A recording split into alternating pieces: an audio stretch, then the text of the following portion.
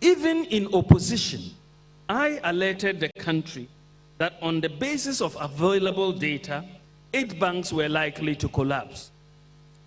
I'm sure many of you remember it. I, as an opposition member, said, looking at the data, 8 banks will collapse. You need to do something about it. But they did nothing. They refused to act. Thanks to the Bank of Ghana's cleanup exercise and the government's decision to step in to provide financial support to ensure an orderly exit of the failed institutions, over 1 million depositors have had access to their deposits already, and over 7,000 jobs have been saved as a result of employees who have been taken on by the GCB or Consolidated Bank Limited or the receivers. Employees whose salaries and employee benefits had been unpaid by the defunct institutions have been paid or are being paid by receivers. Can you imagine what would have happened in this country if 4.6 million depositors had lost their deposits? Can you imagine what would have happened in this country if we had allowed this collapse for 4.6 million depositors to lose their deposits and over 10,000 individuals who have lost their jobs? Hello, good evening. Welcome to this edition of Good Evening Ghana. Thank you very much for your time. Today is Tuesday, so we are back again, and I hope that you had a good weekend. Tonight we have an interesting program. Our main guest, Sammy Gyamfi of the NDC, the National Communication Officer, will be speaking to us on a wide range of issues. But as you know, earlier today, Dr. Bawumia presented his first town hall meeting. I'm sure he'll be doing this many times before the election. He presented a first town hall meeting at the KNUST in Accra. And for that reason, we'll have a first guest, the Honorable Information Minister, to talk a bit about what happened in Kumasi today and about what Dr. Bawumia presented and give some flesh to it in the first part of the program. And after that, our main interview is with Sammy Gyamfi of the NDC. So without much ado and without wasting too much time, let's have a short break, and Oppong Nkrumah, the Honorable Oppong Nkrumah, MP for Fuasia will join us in the first part of the program to talk about this afternoon's event in Kumasi. And then after, lawyer Sammy Gyamfi will join us for the full program. We'll be right back.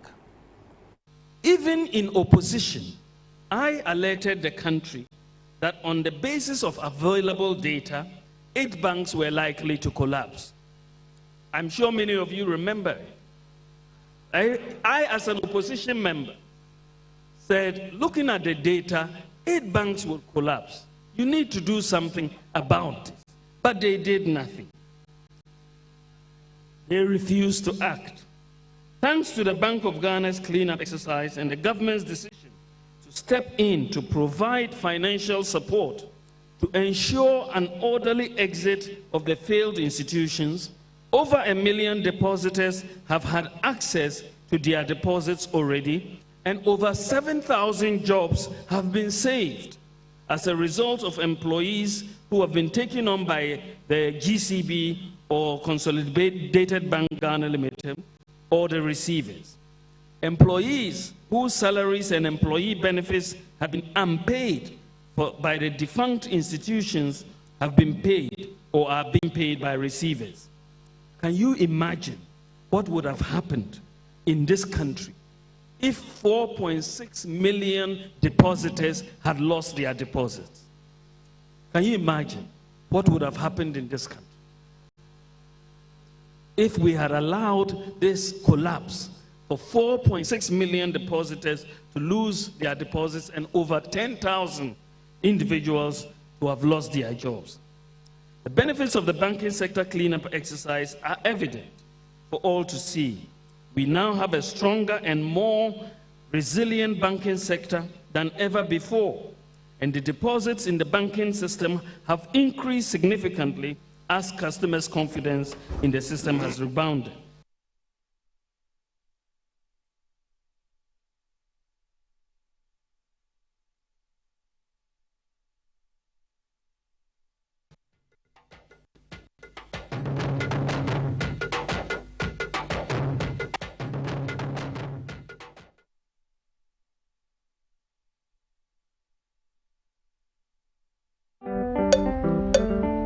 My name is Fifi Roxon, aka Azayman, aka forget about dough. The time here say self line they can't tell you bet.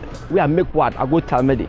But as I talk my party say I won't put internet for my taxi inside. They don't understand. Some they laugh me, some they say I rush now but no ball. And the boy never the sports. But now they get all the dropping for the station. Every passenger won't enter my taxi. Because once you enter bed, you feel connected to the Wi-Fi and you will get free fast 4G internet from Selfline. Massa, it no be easy. Even in traffic, passengers know the ball. Sometimes if it take me dropping so roaming because of internet. Massa, Selfline in your life or Rokodo 1G. Selfline, it's about time.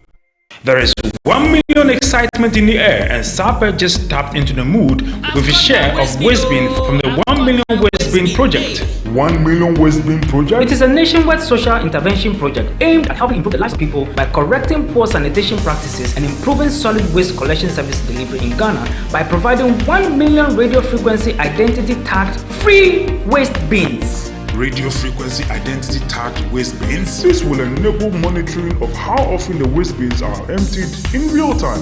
Wow! From your homes, offices, schools, hospitals, right through to places of worship. Yeah, baby. How and where do I sign on?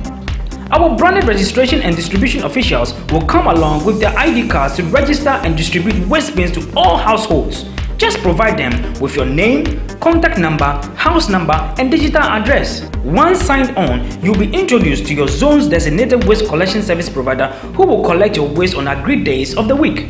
Wait, is it free? Yes, of course. The waste bins are free. You would, however, be required to pay a token as a registration fee at the point of registration and a monthly subscription fee as communicated by your service provider. Payment for such services can be done through mobile cash payments, short code *887*87# or through all Ecobank branches and payment platforms nationwide. Oh my God, this is already getting exciting. Yes, bro. With the 1 million waste bin project, you would enjoy improved solid waste collection, Easy access to complaint services, quick response to complaint, easy and convenient means of payment. What am I waiting for? What are you waiting for? Get ready to grab your free share of waste bins now.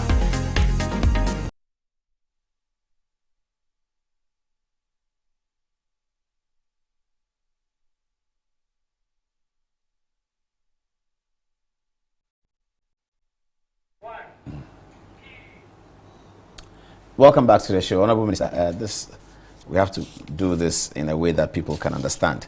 Dr. Bawumia spoke for 4 hours today. Good evening, Paul. Hi, good evening, Honorable Minister. Dr. Bawumia spoke for 4 hours today. Yeah. And he spoke a lot. Do you really have a lot to add tonight? No, he didn't speak for 4 hours. We had a 4-hour program. He spoke for, I think, just under 2 hours. That's still very long. And he gave highlights of a number of things. Today's event, the first of our town hall meetings, is a necessary exercise in our democracy where governments have an opportunity to account to the country for what they've done for a period. 3 years, 2 months. So sorry, it will be going around other places? So this is the first? This is a first. We'll be going around the country through the various regions. And it is to account and give an update of some of the key things we have done and take feedback from Ghanaians, have a discussion with Ghanaians. So you take questions? Yes, we took questions. Okay. So after his presentation, we took, I think, about 10 or so questions. And then there were those who, because they couldn't get the opportunity, wrote down their questions. And Honorable Pius and the team took contact numbers so that we can give them feedback later. But it is a necessary feature in the democratic exercise. And he presented essentially for this one, our manifesto commitments, 388 of them. And you mean promises that you made? Yes, in the 2016. 388? 388 manifesto promises. Okay. And we took time, or we have taken time over the last 3 years or so to be tracking. We have what we call the manifesto tracker, because we believe that you don't just say things to win power. You mean what you say.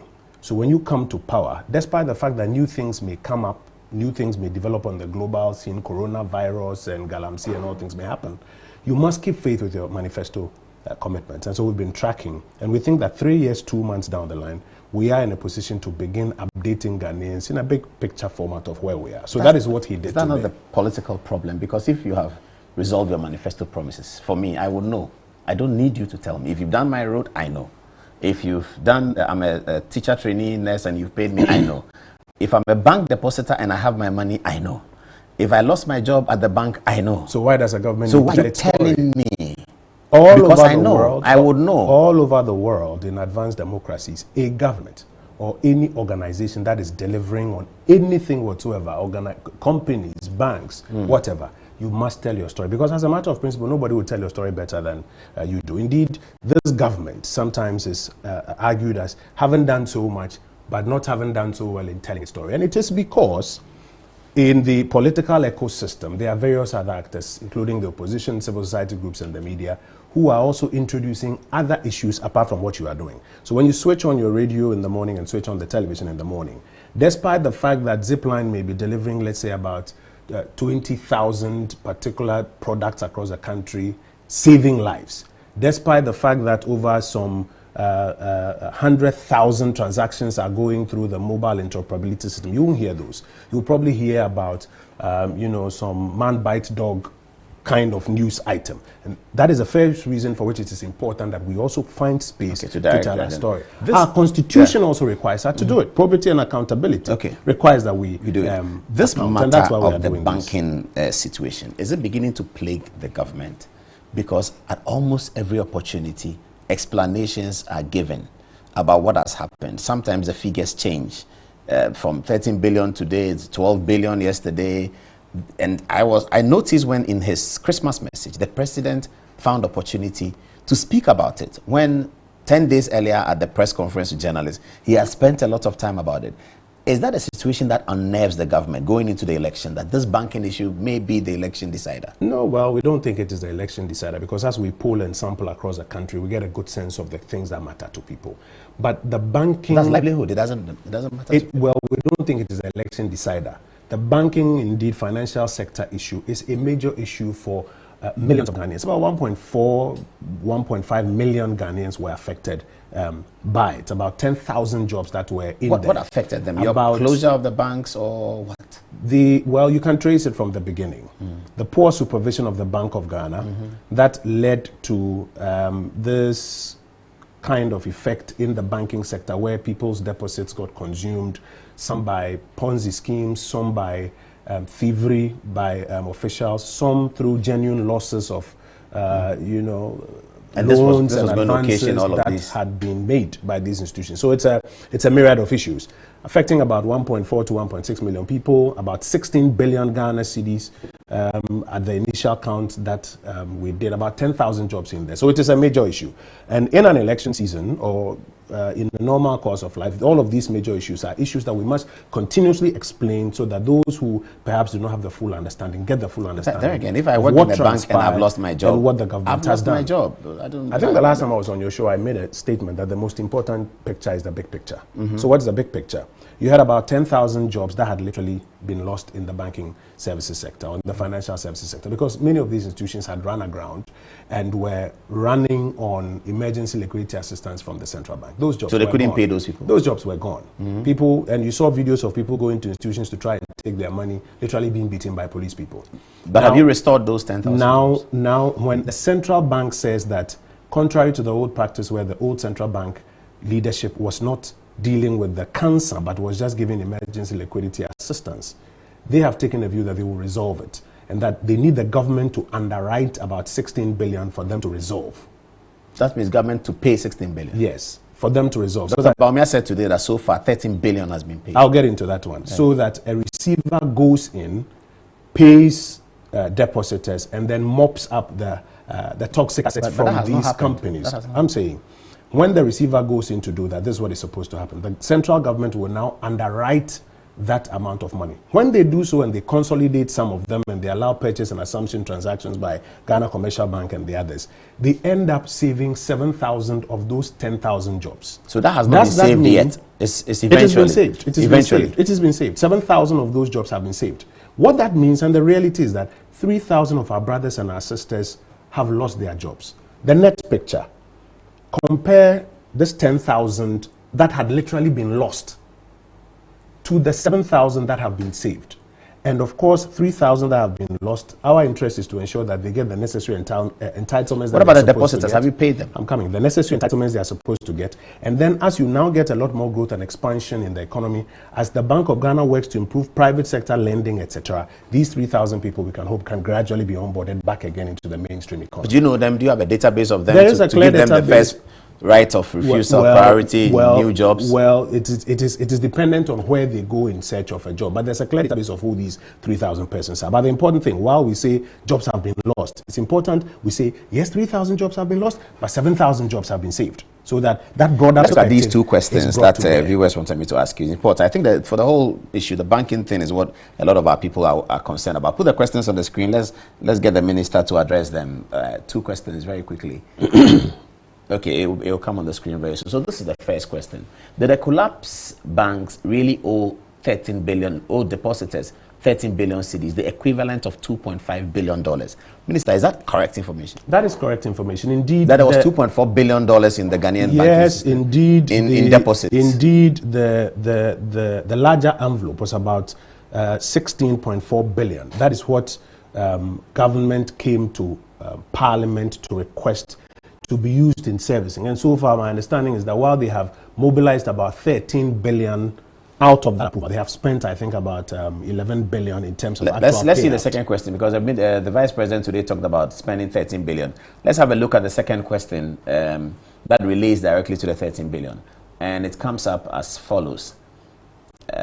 So it's here. It says, where did the 13 billion come from? Tax money, reserves, borrowing? Which one? Or is it a bit of all? Was this 13 billion and this purported application to pay depositors of failed banks approved by Parliament through the budget processes? So at the time of constructing, first of all, where are we getting the 13 billion from? Let me start from your last point. At the time of approving the 2019 budget, this amount was not available to Parliament to approve. So it was not part of appropriation in Parliament.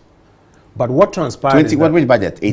This is 2019, I think. 19? I think so, 2019. But these events, the bank collapse happened in 18. Yes, but at that time, this amount of money had not been requisitioned to be spent on the exercise. But because of the emergency nature of the exercise, it became necessary at a point in time to intervene with this amount of money to deal with it. So what the central bank did upon requesting to finance was that finance had to raise that money as a debt or as a liability through a mix of cash and bonds, which was then made available to the money is coming from borrowing? Borrowing from the domestic market. And that is why you will notice that, and it's a critical area, because that's why you notice that when you look at our debt to GDP ratio now, we differentiate between what it is minus the banking and energy sector payments, which are not things that we could have envisaged or things that necessarily were within our control as a government, where we say that if you look at the debt to GDP ratio minus those, we're doing way around 57%. So we found 16 billion from the borrowing market. And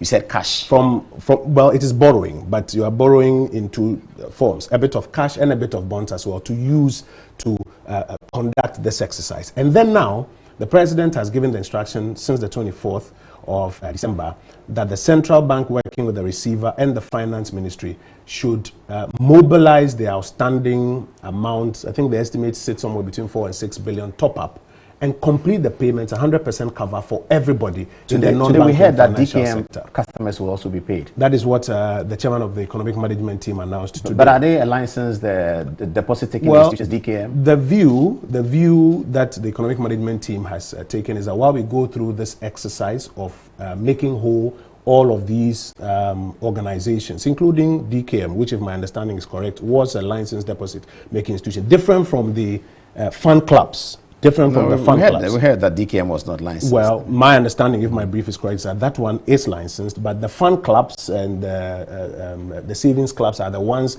that were not licensed and therefore are not covered necessarily by this. So would you pay men's gold customers as well? Well, they are not a licensed organization. My understanding that these ones that we are talking about are the ones that were licensed under the supervision of the central bank. And if indeed the supervision of the central bank is what failed and cost all of these ones, then these persons deposited monies at these institutions with the understanding that they were licensed and regulated, and that's why the state has an interest in ensuring that they are made whole while the receiver collects. So what do you want us to take away from this town hall meeting? Well, today what we have done is to be frontal with saying that 388 manifesto commitments were made. We have gone through each one of them, and we show clearly the ones that we have delivered, the ones that we are delivering, the ones that we are being honest to say we have not touched. Let me just, if your cameras can just pick, this is the energy page. If you go have 2 minutes to do that. Can you main page. Yeah. Okay, you will notice that all the ones that we have delivered, we list them as delivered. The ones that we are in the process of delivering, because there are some that have longer timelines, there are some that are actually present continuous items, we also list them as delivering. And what is important, I think, is one of the first times where you are finding a government humble and honest enough to say, for these commitments that are pending, we have not attacked them yet. And if I just may go through a few, for example, we said we're going to review the renewable energy law to regulate and incentivize investment in renewable technologies. That we haven't been able to. And we're humble enough to say we haven't done that. Yeah. Expand the thermal oil refinery, we have not been able to do that. The few that we haven't been able to do, we are honest enough to do that. When we put it all together, comes out to, out of the 388, 303 of those promises delivered and delivering, which puts us around that 78% mark. And our intention is to work between now and the end of 2020 to push through as many of these as But you are confident that the Ghanaian people believe you when you say this? We are going to go around the country, every nook and cranny. You get the feeling that they believe you? I was at the town hall meeting today. People who came to the town hall meeting gave us feedback. I've spoken to people. But they talk about petrol prices increasing. But of course, and then we have explained to them that look at the rate at which petrol prices were increasing at first. Look at the rate that has been brought down today. The rate of increase is not zero, but it is comparatively way lower than what used to transpire. Take the currency. Civil society is worried. Take the currency depreciation, for example. Currency depreciation is not zero now. It's not zero. We'll be lying if we said it's zero. Or take inflation. It's not zero.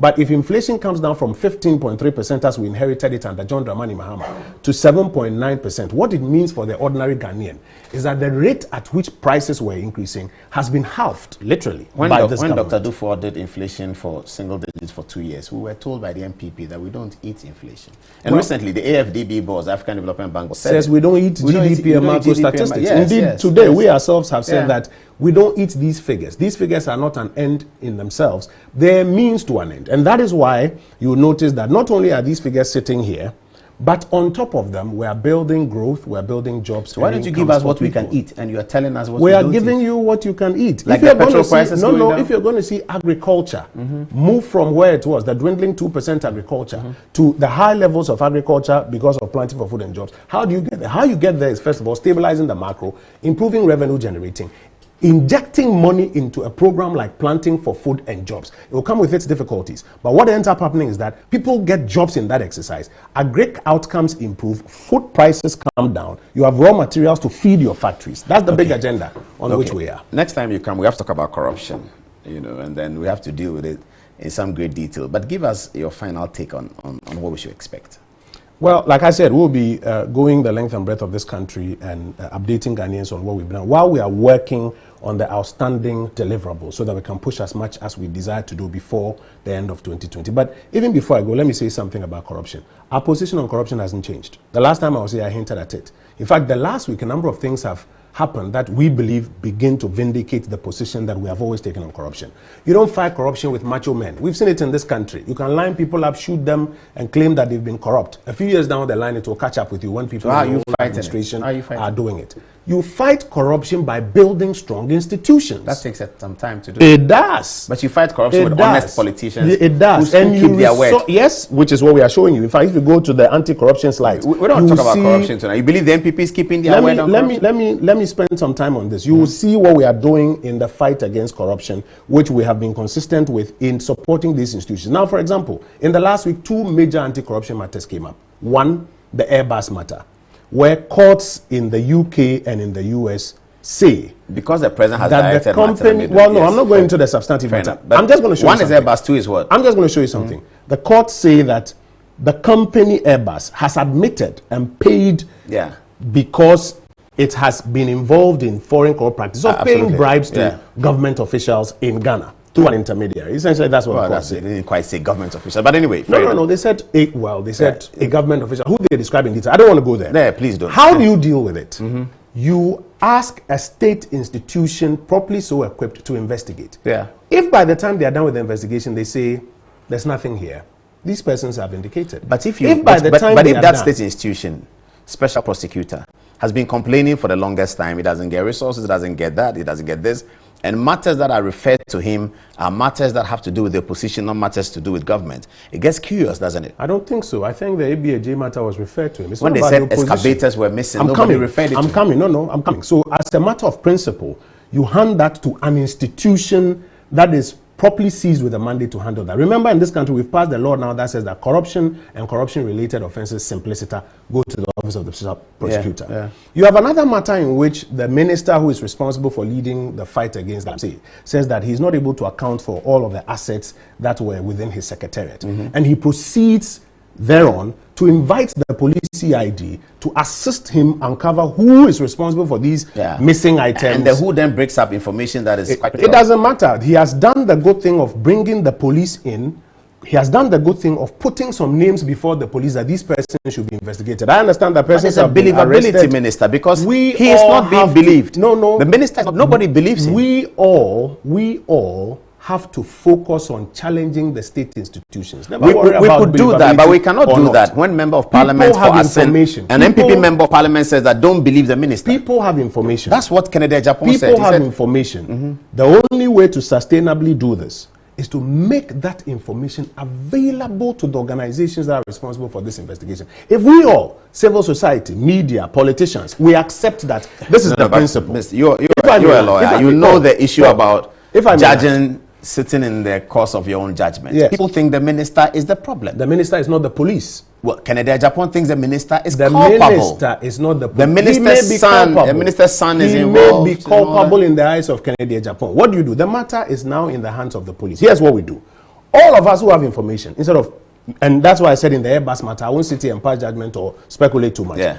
Everybody who has information, make it available to the institutions, and let us all focus on these institutions to do a good job and come out with a report that we can all say. But you know that corruption has a lot to do with perception. But we have to move from that and move to the evidence of corruption.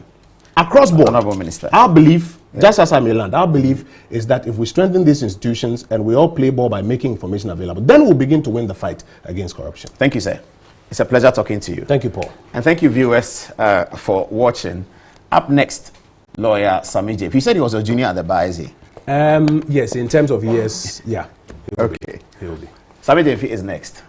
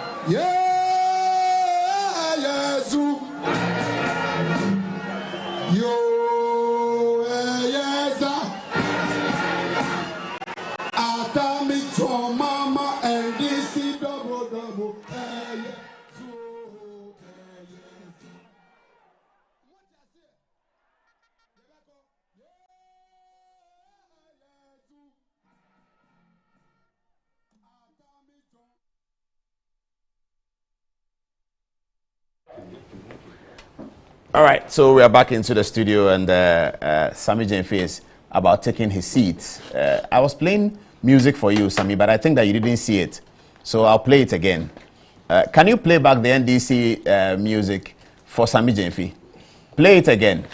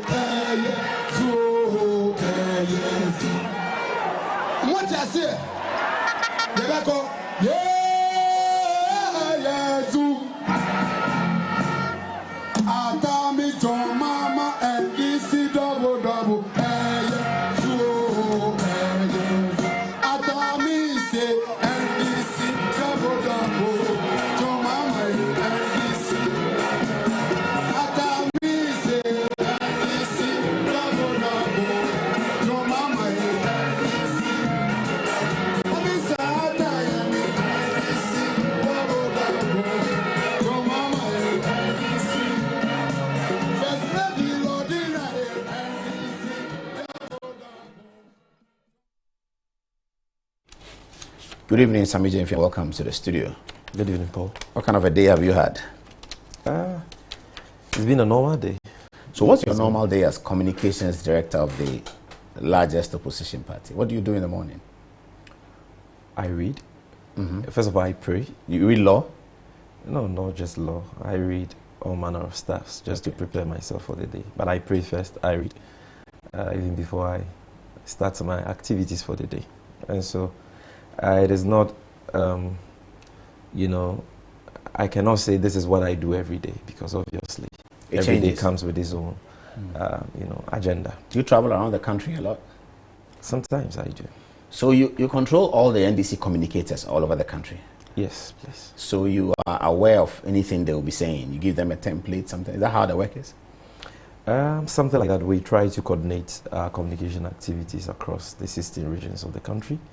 Bear in mind that we have elected regional officers of the party in the region, and we have elected constituency communication officers. We have elected branch constituency communication officers. So at every strata of the party hierarchy, we have officers in charge of communication who help in disseminating the, you know, the message of the party. Dr. Bawumia said today that 303 promises have been achieved from election campaign 2016, and that those figures were just repeated by the Minister for the Information. Has NDC reviewed that position? We don't have to review the position that Dr. Bawumia, you know, canvassed today at government's town hall meeting in Nkrumah to come to the conclusion that the man is just spewing blatant falsehood. But Paul, even before I deal with the specifics of that issue, it's important for us to understand that those who have the power to pass a verdict on whether or not government is living up to its promises are the good people of this country.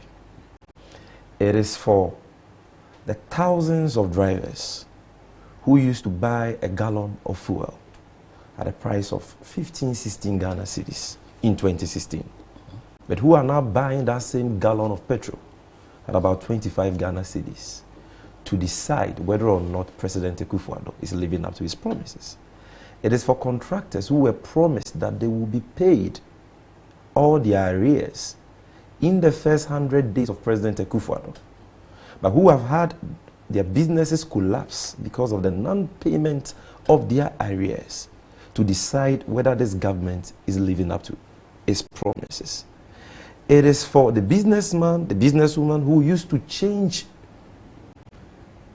4 Ghana cedis 20 pesos for $1 in 2016, but now has to change 5 cedis 60 pesos for $1 in 2019, when he was promised a stable Ghana cedi by President Akufo-Addo and his jocular, talkative, you know, Vice President Bawumia, to decide whether President Akufo-Addo is living up to, you know, his promises to the good people of this country. Is for the millions of young people who have not seen... Can I interrupt you on the dollar situation? I mean, the point they make about the dollar is that if you compare the dollar at the time President Mahama became president in 2013 up to 2016, President Mahama may have picked it up at 2, and it went to 4, and they picked it up at 4, and it's on 5. That is, even though that's disappointing for media and civil society, the way you, NDC and MPP are competing on what looks like a mediocrity competition. But yes, they say that their dollar rate of expansion is slower than yours, and they will say the record shows that. Is that something that you take in? No, that is not true. And I will explain that to you. But I want us to proceed systematically because you've made me understand that you have ample time for this discussion.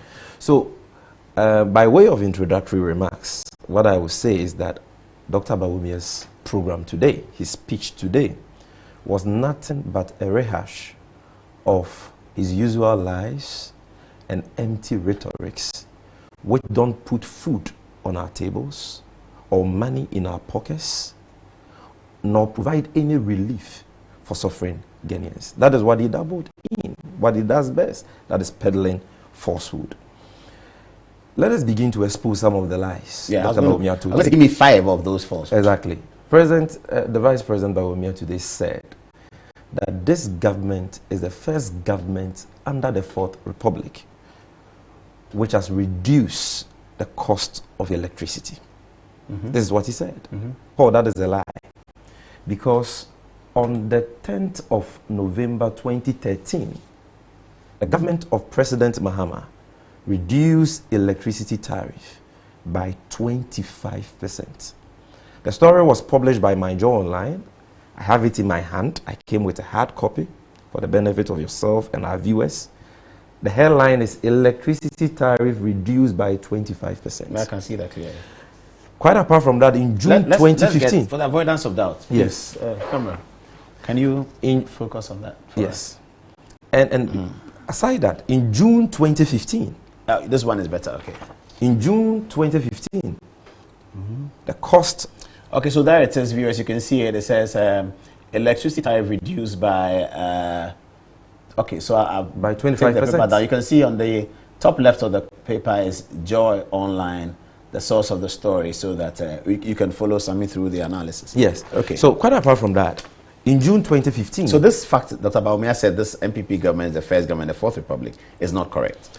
It should tell you how dishonest, how deceitful the current vice president we have is. The man is allergic to truth. You are going to give me 5. He can't just speak the truth, and I'm going to demonstrate that to you. Let's see a few. You see, and that is why he has lost his credibility. That is why he has become an object of local and international ridicule. Nobody takes him serious in this country again, because this is a vice president who must be speaking and exhibiting candor, sobriety, and all that, spewing blatant lies that his government is the first government to have reduced the cost of electricity. I've just demonstrated that to you that it is not true. Apart from the fact that in November 2013, electricity tariffs were reduced by 25%. In June 2015, we had another reduction in electricity tariff, a reduction of 10% in June 2015.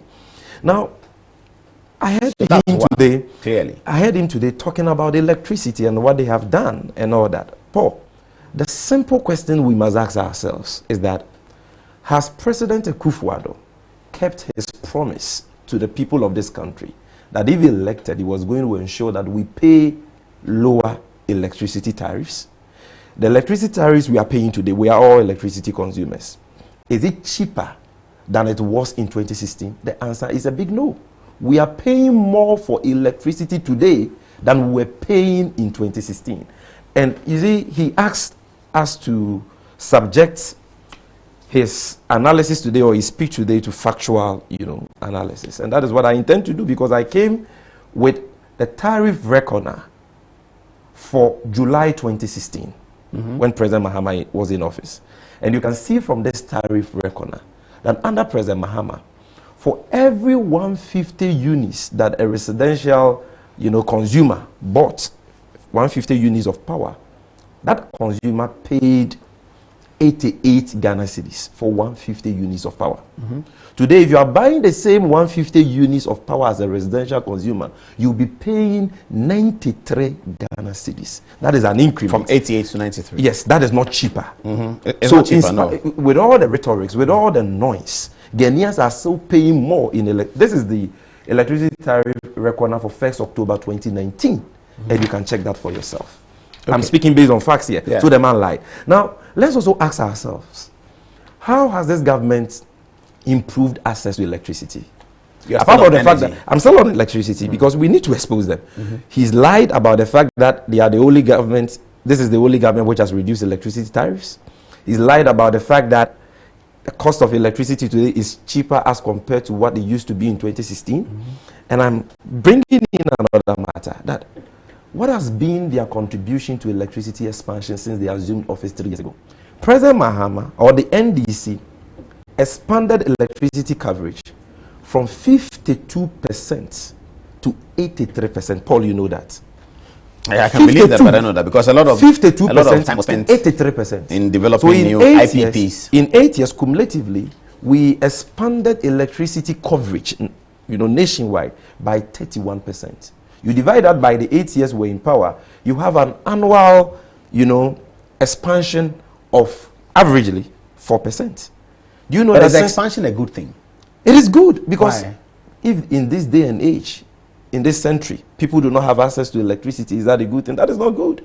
The only way you can ensure that everyone has access to electricity is when you expand access to electricity. Shouldn't you be expanding it in a complex manner with factories involved so that people can get jobs? Let's not obfuscate issues. We are talking about electricity expansion. So the basic because people need electricity to cook, they need it to wash, they need it to iron, they need it so that they can watch Good Evening Ghana, they need it for their normal lives. You understand? A government comes so to that there are office, 2 reasons why exactly, you do that. And in every year increases electricity coverage by 4%. You have been in office for 3 years and you have increased electricity coverage by less than 1%. We were doing an average of 4%. In 8 years, we increased it from 52% to 83%, an increment of 31%, giving you an annual increment of 4%. But at least you have done less than 1%. Yes, but government's a continuum. In 3 years. Honorable Sammy, government's a continuum. So whilst you have increased electricity, congratulations, that was great. They have used the resources that they inherited to expand education. No, that you see, the man has made electricity a subject. We are going to talk about, I get it. Education. So what you are doing is that the facts that he put out were I am not trying correct. to tell you that the impression Dr. Bawumia is creating, that all is rosy with the people of this country. Everything is good. We are paying low electricity tariffs. People have access to electricity. Is not the case. It's not borne out by the facts. I get it. So we've dealt with electricity. Let's talk about his claim that this government has fixed Dumso. And Paul, you should ask Dr. Bawumia what the contribution of this Akufo-Addo government is to the solution to the Dumso problem, as we all know. Because, Paul, I hold in my hand. Didn't they do some financial engineering recently to pay some of the IPPs that were about to shut down? They paid IPPs, but they paid IPPs. That's an independent power with producer. Proceeds of ESLA, the energy sector levies, which was set up by Setepe, I remember. President Mahama introduced in 2016 for the purpose of the energy sector. Exactly, to deal with that, long-standing issue of legacy debts, which was threatening the financial sector. Which today they say they have completed the bust debt to and Ghana. Here we are talking about ESLA, which was bastardized by the New Patriotic Party. They described it as a nuisance tax. They described President Mahama as wicked and cruel for introducing that tax and promised to scrap it if elected. They come into office, they don't scrap it, they rather increase it by 23%. Oh, as much as that? 23%. That is how dishonest and deceptive this government is. By when we buy petrol? Exactly. There is a that has gone up by 23%. Now to the point. I want to take you on that fact. That has gone up by 23%. 23%. This government has increased since 2017. Since 2017. Now, Bawumia says this government has solved them so. I hold in my hand a publication by Adom-Otchere dated 2nd March 2016, which quotes then running mate for the New Patriotic Party, Dr. Bawumia. This is the headline of the story. Mahama deserves no credit for fixing Dumso. Let me read to you the relevant portions. It says the running mate of the New Patriotic Party, Dr. Mahmoud Bawumia, has said that President John Dramani Mahama deserves no credit for solving the energy crisis known in local parlance as Dumso. This is a direct quote from Dr. Bawumia. He said, this government inherited an economy without Dumso. It is their own financial mismanagement which caused it. So we see no reason why they deserve credit for fixing a problem they created. So this man, this Dr. Bawumia. That's very interesting. So the point you're making is that he had asserted. I have told you that the man is allergic to truth. He can't speak the truth. He's discredited. He has lost his luster. What did he actually say today about Doom? The man, man, have the text or something so I can... He says that this government has fixed Doom. So I have the text here. It's a 77-page speech. I can give it that to you. And I am telling you that in March 2016, Dr. Bawumia said Mahama has fixed Doom. Let me ask my boy. But he deserves... Let me ask you can do that. But let me proceed. So but he deserves no credit. Mr. Researcher Richard, can you find the software copy of the document? And let's see where Dr. Bawumia said here that this government this is what he said. Has fixed Doom. And they've been saying that not just today. Okay? So, but because Paul, it is clear. You know, when we came into office, we inherited this problem of Doom. So that was not the creation of President Mahama like the NPP said at the time. It was because as a country, we had allowed, you know, demand for power to completely outstrip the generation or the supply of power. That's how the Doomsday came about. Exactly, because we had a power deficit. We had grew as a country, industrialized, you know, demand for power had increased, but we had not seen any commensurate increment in the supply of power. And so, since the 80s, we have been experiencing this seasonal, you know, challenge of power outages as a result of that the power deficit that we were confronted with in 2014, 2015, 2016. What did President Mahama do? As a visionary leader, he didn't double in blame game. He addressed the problem head on, ensured that through the adequate measures he put in place, we saw the massive, you know, the biggest ever mobilization of emergency power in the history of this country. Brought in America power and all that. Ensured that by 2016, we had moved our generational capacity from about 1,800 megawatts to over 5,000 megawatts. When he was done with the generational shortfall, he dealt with the financial, you know, challenge that the sector was confronted with by introducing ESLA so that we could pay the legacy debts, make sure that banks get their monies, BDCs are paid, and all that.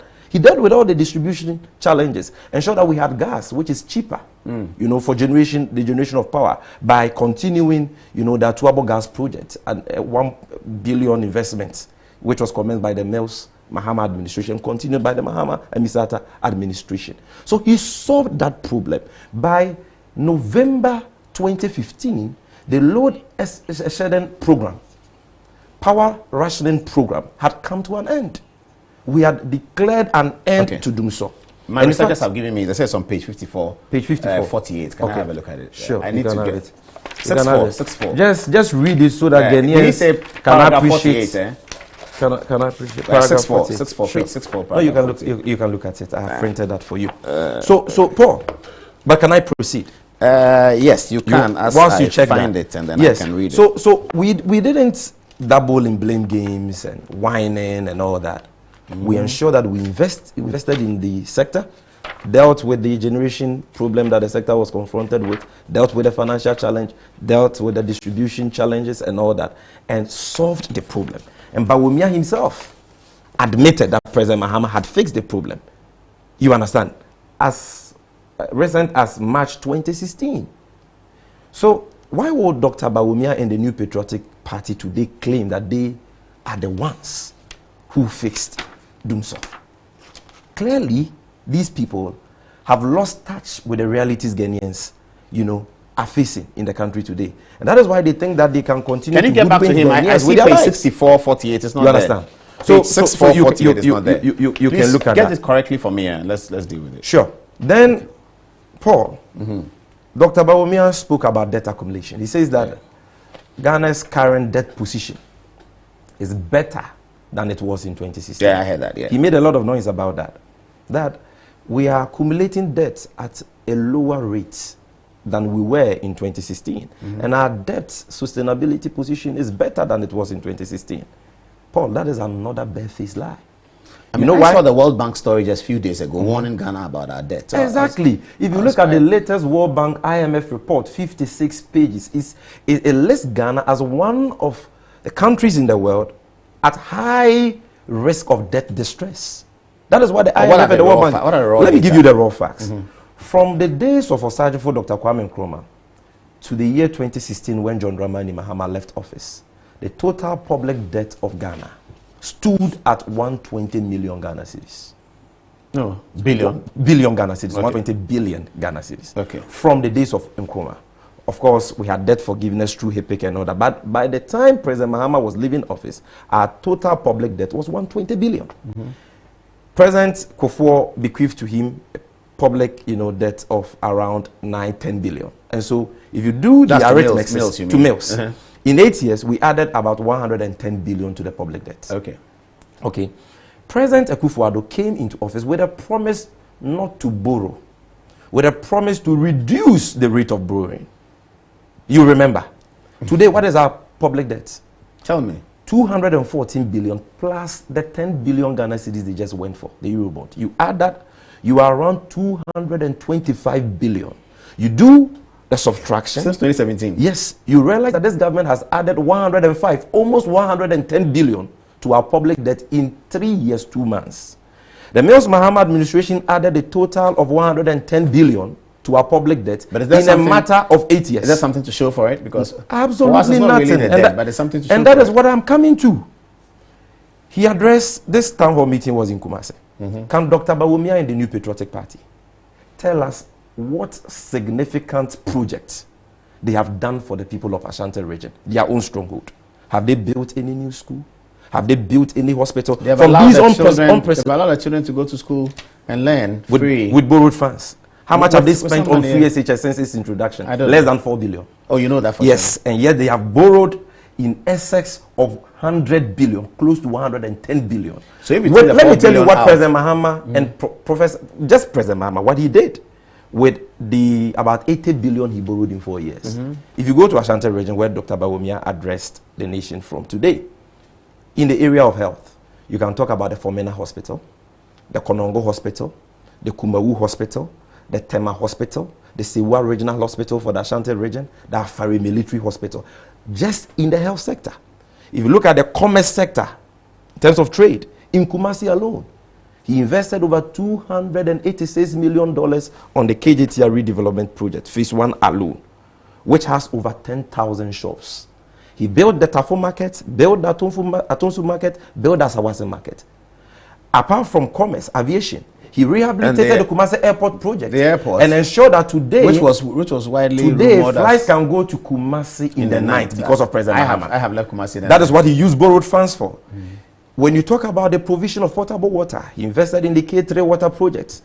Ensured that we supplied over 500,000 gallons of water to the people in the Sechere enclave, because the K3 water project supplies water to the people at Kumawu, Konongo. So here you are talking about the borrowed funds, which first Dr. Baumia's facts what were President not correct. Mahama was doing with borrowed funds, vis-a-vis what this government is doing. They are spending their borrowed funds on consumption. Like what? President, on the useless globe-trotting activities of President Akufo-Addo. In 9 months in 2019 alone, this wasteful president spent 63 million Ghana cedis, equivalent to 630 billion cedis on foreign travel. But that has been explained. That's not just about him, it's about the executive arm of government. What executive arm of government? That's what I'm Even if it is about the entire government, you think that it is prudent for a country like ours, where majority of our people remain hewers of wood and drawers of water, a country facing an acute problem of no-birth syndrome. You go to Konfanochi, you go to teaching hospitals in Ghana today, you see children and pregnant women lying on bare floors. You go to our schools today, children are sleeping on floors. There is no furniture for them to sit on, even in the capital city of Accra. And you waste 630 billion OCDs on useless foreign travels. Why do you call the foreign travels useless? You waste another 1.9 million Ghana cedis, equivalent to 19 billion cedis on refreshment. Bawumia also wastes another 19 billion OCDs on refreshment. The two of them. They have explained refreshment doesn't mean. It means what? Coca-Cola and. So they were drinking what? No, they were eating fried rice and what? Acheke. No, or what? No. What were they eating? It means also accommodating guests like Prince Charles. It is not the true. Prince of Wales. It is not true. Accommodating important people like the American First Lady. And that is captured under the budget line of refreshment. Yeah, that's what they said. It is not true. But I don't know. But that's what they said. If you look at the breakdown of that expenditure, there is a line for accommodation and all those things that they do. The chief of staff has an allocation for handling such issues. The office of the chief of staff, the office of the president has allocations for that. The government has been wasteful and their borrowing has not been effective. They are not investing in infrastructure. Look at the state of our roads. And even though you admit that free SHS may be good, you isolate as 4 billion.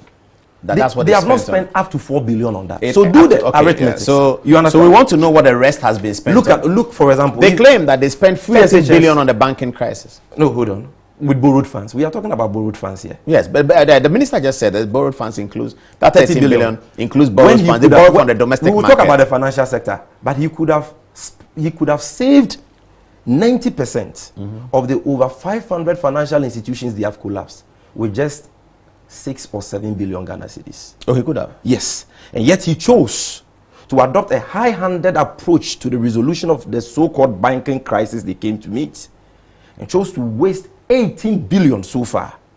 He said 13 billion today. No, 13 billion deposit. But do you know the total amount of money? If you add all the figures together, it's around 18 billion. So the point you are making is what Adongo makes, that they could have spent less money and achieved better results than what they did. Exactly, and I will explain that. Yeah. But still on infrastructure, because it is important. If you have borrowed one, so it is not true that our debt position today is better than it used to be. Okay, you made that because they have added almost 110 billion, which is almost the same as what the Mills Mahama administration added to our public debt in 8 years, okay, with nothing to show for. You look at education. President Mahama in Ashanti regional. Let me announce something very trivial, by the way, viewers. You know that last week we had an interesting guest in the person of Chema Wontumi, and he racked up our Facebook eyeball views to, I'm sure you understand these things, to 6,000, and that was quite impressive. I have to say that his supporters are very unnerved because right now, Sammy, you are at 5,000.6. Sure, no with problem. Another 400, you equal. No problem. We are here to serve the nation. No problem. That's trivial, by the way. Let's go on with the important issues. Now look at education.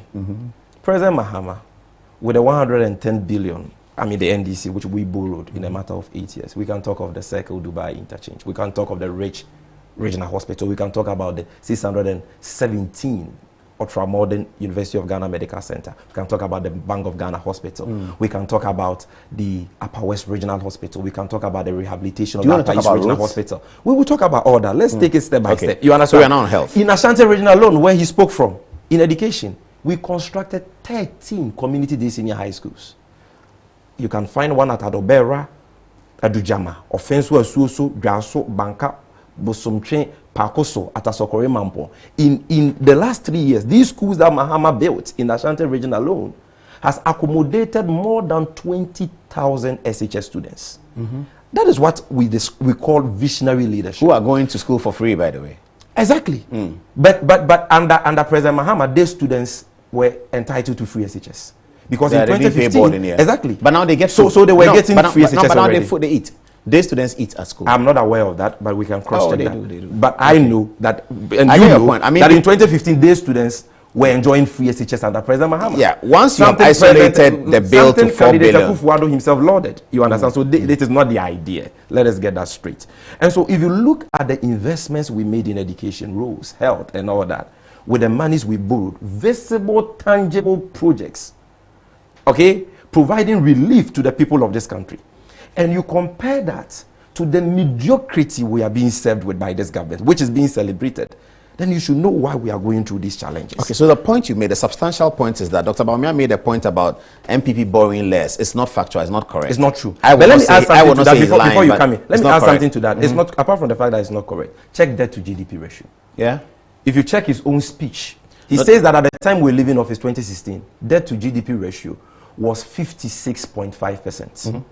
Today, what is debt to GDP ratio? 62.1. But how can 62.1 be better than 56.1? Because the minister said that they isolate the banking money. Even if you take it out, it is still debt to GDP ratio is still around 61%. Okay, yet so you met debt to GDP ratio at 56.5%. So that one to you say how can that is be not better? factual. Again, another index on debt, our debt situation. Do you know how much we are spending on servicing our debt stock? No. In 2016, the debt servicing amount stood at 9 billion Ghana cedis. Per annum. That is what Dr. Bawumia was busy organizing lectures on, lambasting us for borrowing recklessly and all that. Because we are spending 9 billion on servicing interest. Today, do you know how much we are spending on servicing interest? No. 22 billion. 22 billion. If 9 billion was bad, how can Dr. Bawumia be celebrating 22 billion as the debt servicing amount currently? If A debt to GDP ratio of 56.5 was bad in 2016, and he criticized us for that, bastardized President Mahama for that. How can he be celebrating a debt to GDP ratio of 62.2, which the World Bank and the IMF is telling you that, hey, you are at high risk of debt distress. You are borrowing recklessly. You are not investing in roads. You are not providing hospitals. You are not providing schools. You promised 350 senior high schools. You are not even constructed one. You are spending the money on consumption, chop. You understand? And this is the mediocrity Dr. Bawumia and the MPP chose to celebrate today. But not just that, we can go on and talk about what a tangible, unprecedented infrastructural legacy of His Excellency John. Let's talk about roads, because the president has chastised the NDC on roads, that when he travels around the country, he doesn't see the roads, and that he's going to put roads on the ground, and that these roads will not be in the green book. When you assume office, when I drive around, the roads are not that good. When you assume office, and you terminate or suspend 200 road contracts in cocoa growing areas, okay, under the guise of wanting to conduct a clinical audit of those contracts. Suspended contracts in cocoa growing areas. 200 contracts of them. You can Google that. Were suspended in 2017 by this government. They said they were checking for some of these rules were about 90 or 95% complete. Were they in the green book? Were they in the green book? In the green book, there were ongoing road projects and there were completed road projects. We have challenged the New Patriotic Party to tell us one completed road project in the green book which doesn't exist. They have till date been unable to show any. But why are the roads in any such so example? Bad? Because we never said we had fixed all the roads. And because, so which ones were fixed? We did a number of roads. You want me to give you the list? In Accra, yes. I'm sure I've used so many roads. So many roads in Medina. I mean, Circle is there. At least you've seen. I've seen that. Yes. Medina. Medina where? I mean, the interchange at Atomic Junction. Exactly. In fact, the inner city roads are a lot. Kumasi, asphalt roads, and all. I can give you a whole list on that. You understand? But the point is that if you suspend these road projects, you don't pay contractors, you suspend the projects for 3 years. You don't do anything on the roads. It's been raining. You think that you will go and meet the roads in the same state they were in 2016? Oh, so the point you're making is that the contractor's contract and obligation is to build the road and to maintain it. Exactly. So that if you take him out, he doesn't maintain. No, especially when the road is not even completed. Yeah. You suspended these ongoing road projects. These projects have been suspended for the past 3 years with no work on them. So if you go and the roads have deteriorated, who is to be blamed? You are to be blamed. In other jurisdictions, they would have been held for willfully causing financial loss to the state. Because today, if you go back to complete those roads, you'll be spending far more than Ghana would have spent on those roads. They said they were auditing if you had respect the sanctity of those contracts. They audited those roads, wasted $10 million on that till date. Have they been able to adduce a scintilla of evidence to show that any of those projects were inflated? Has anybody been arrested? Have they been able to advance any evidence to show that, hey, indeed President Mahama was inflating the cost of these projects? No. So they wasted 3 years for nothing.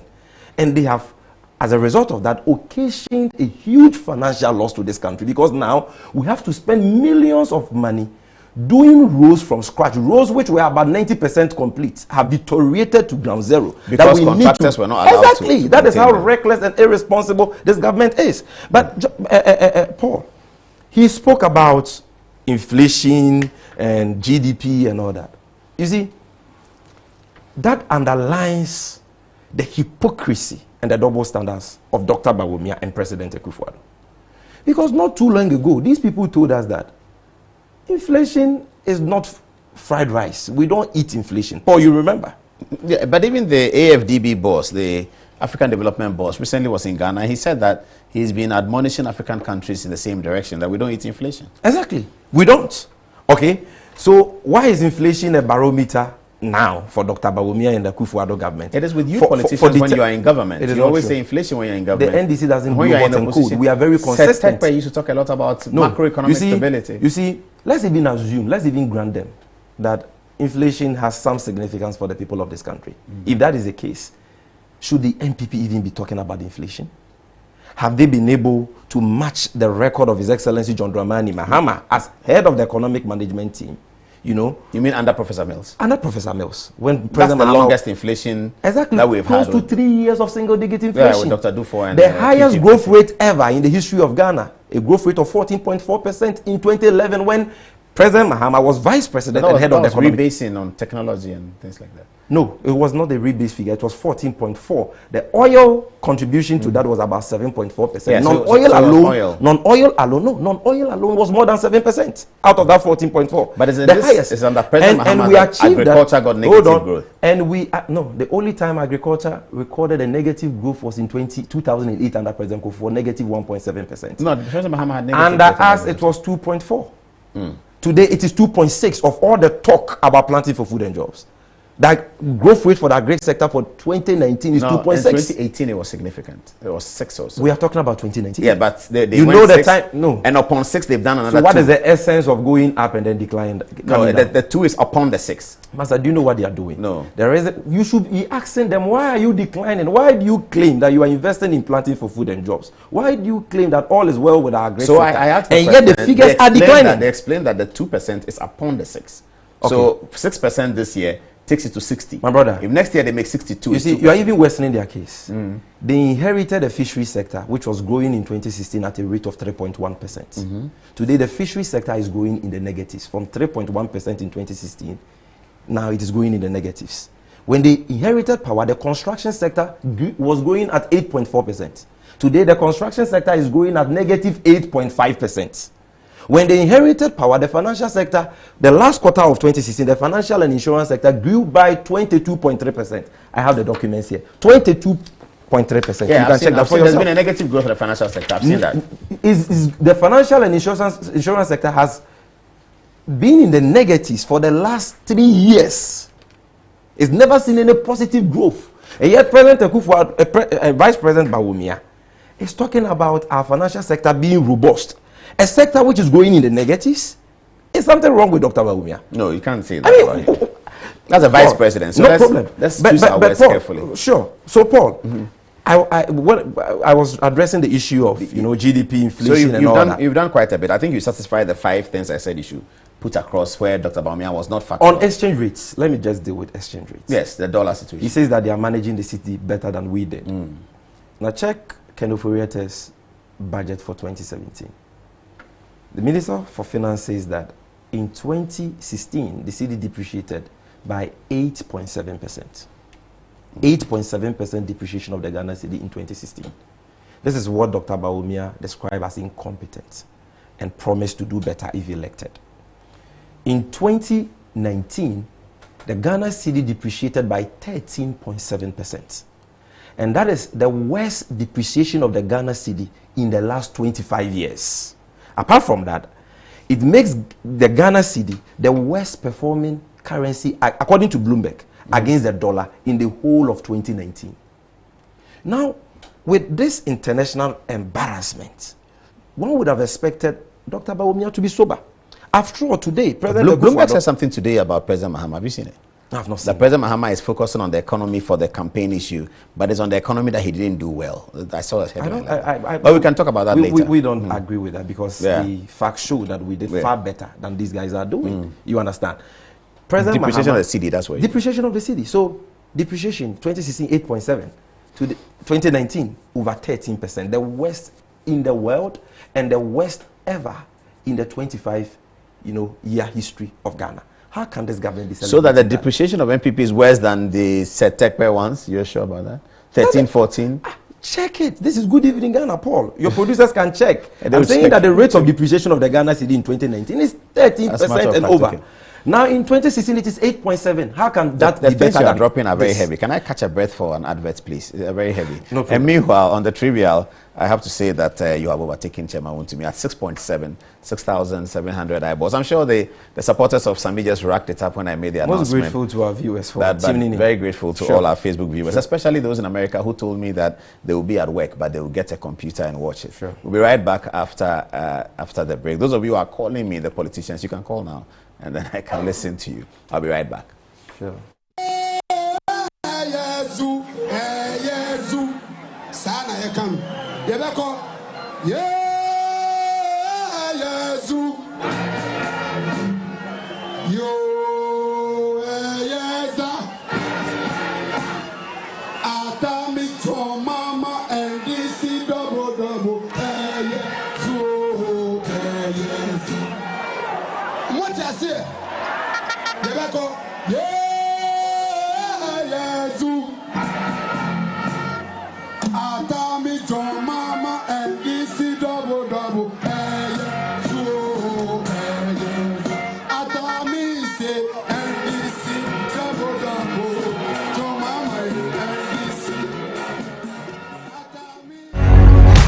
Entertainment just got better and exciting. Metro TV is now on 2C TV. Enjoy your favorite shows, movies, news, documentaries, sports, music videos and many more anywhere, anytime.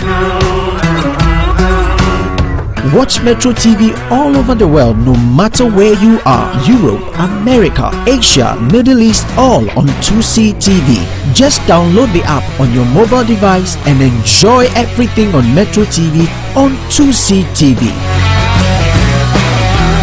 2C TV, absolute freedom.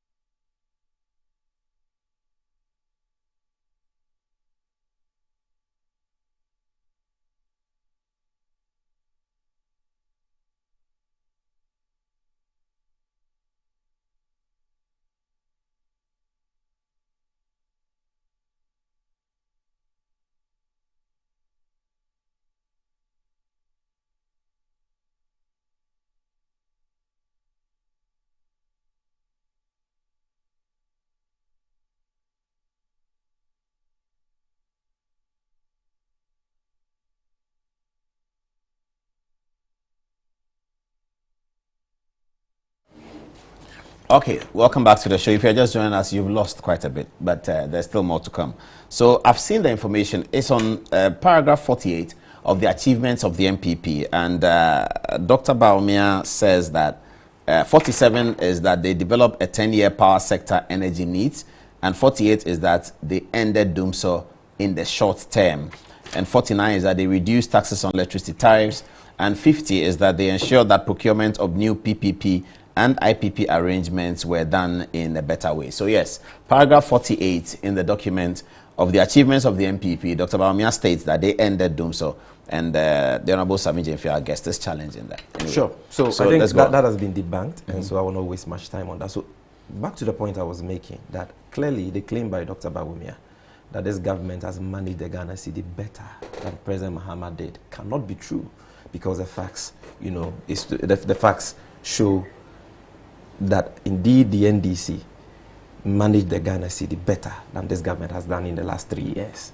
Now, Paul, you see, sometimes it is insulting, very offensive, when you listen to the MPP talk.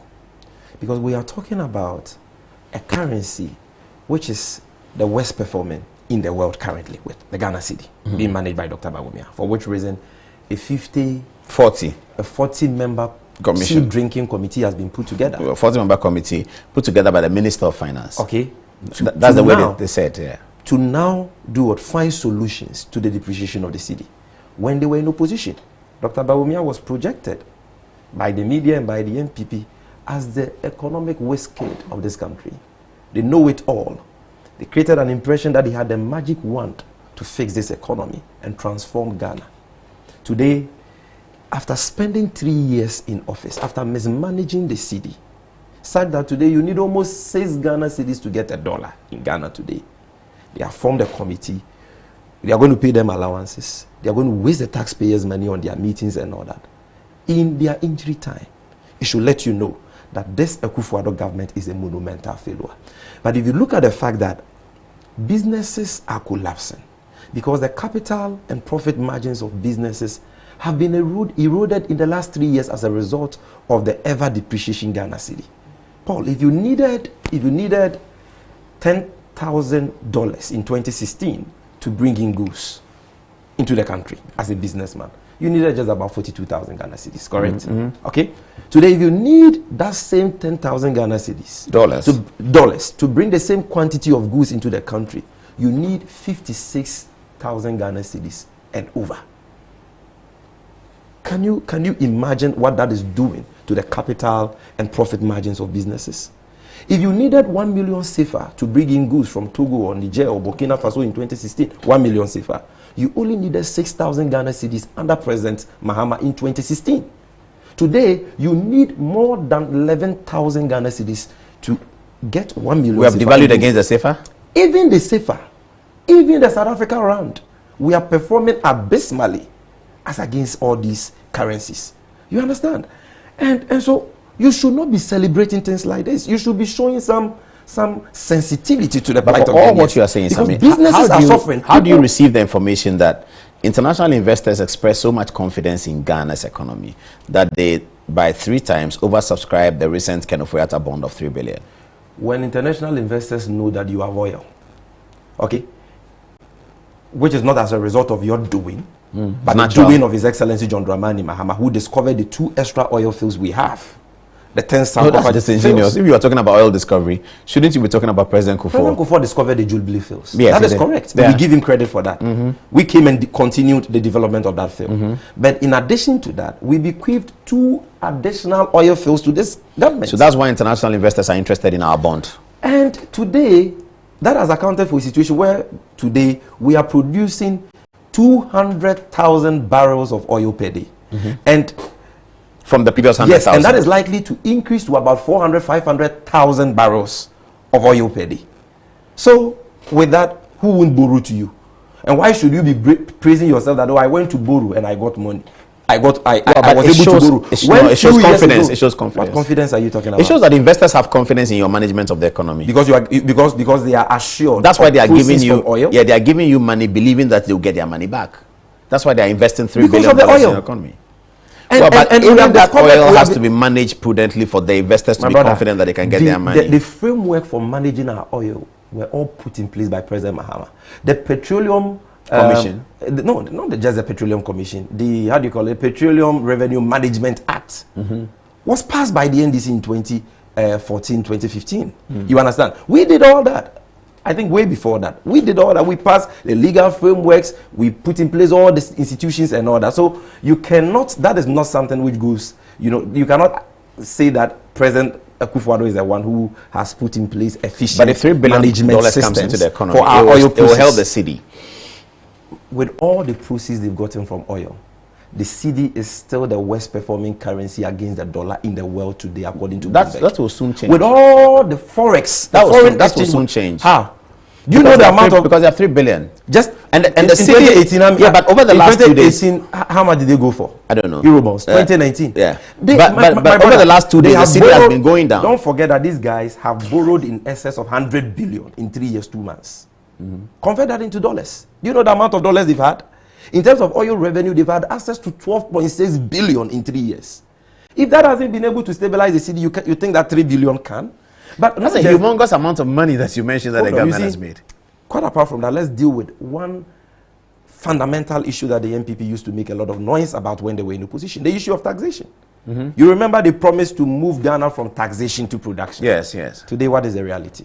Tell me. They have moved Ghana from taxation to taxation and more taxation. Save the insignificant taxes they scrapped. We didn't provide any relief to Ghanaians. They have increased communication service tax by 50%. That today, when you buy credits, when you buy data, it runs out with the speed of light. Everybody is feeling the pinch. Okay? They have increased VAT through the back door by 5%. They promised to reduce corporate tax from 25% to 20%. It's been 3 years, they haven't. They promised to scrap the special import levy of 2%. They haven't. They have rather extended it. The fiscal stabilization levy of 5% has also been extended. They are procuring the national ID card. They are paying nurses' allowances and teachers' allowances. Something you said should not be paid. So you say you are paying allowances. Okay? But they are. Okay, so you are paying allowances. That's a lot of money. Sure, you are paying allowances. Because you didn't find the money for it. Hold on, you are paying allowances. But you have cancelled the automatic employment of teachers.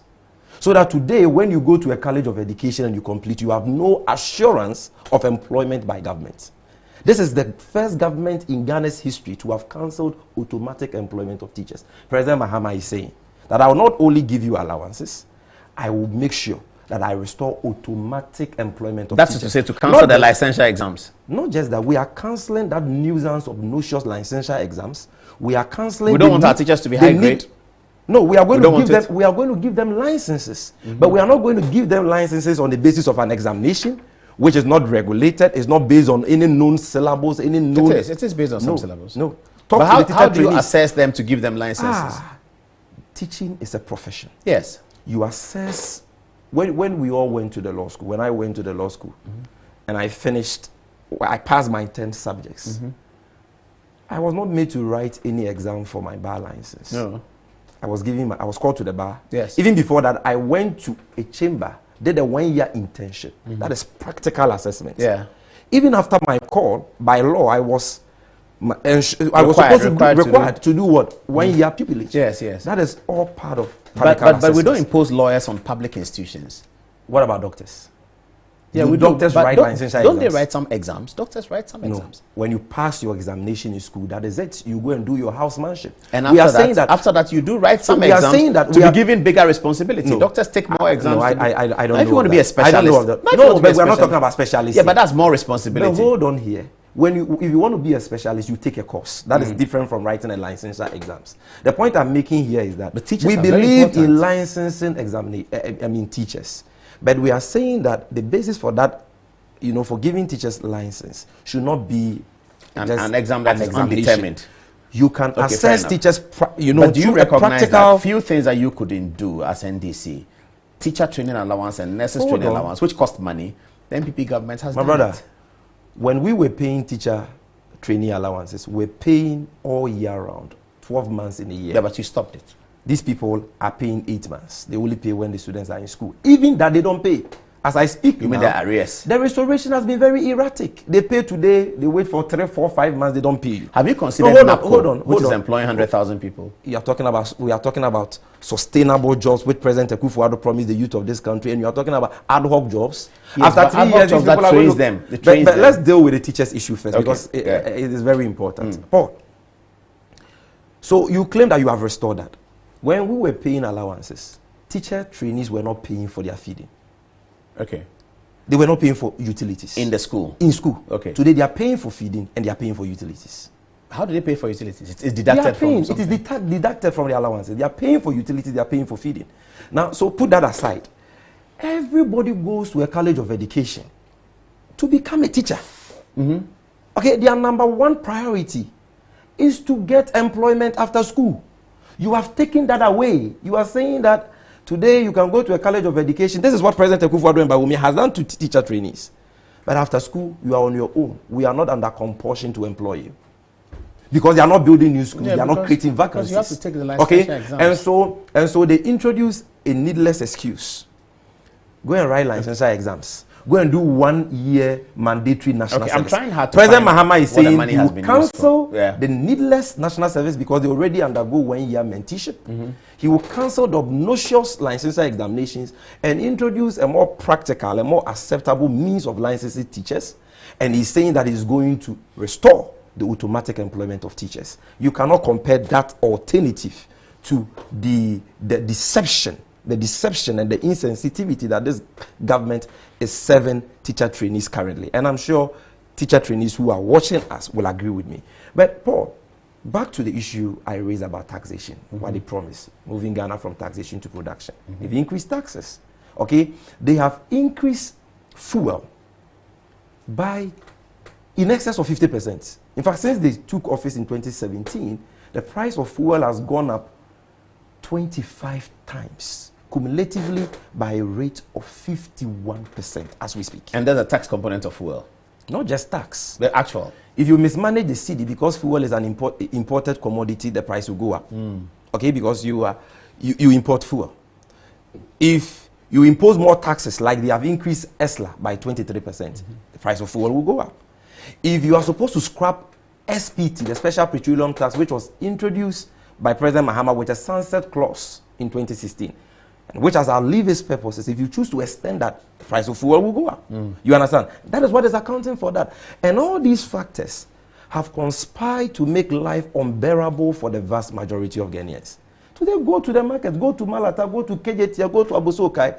People are not buying. Traders are complaining. Ghanaians are complaining. You mean Christmas wasn't good?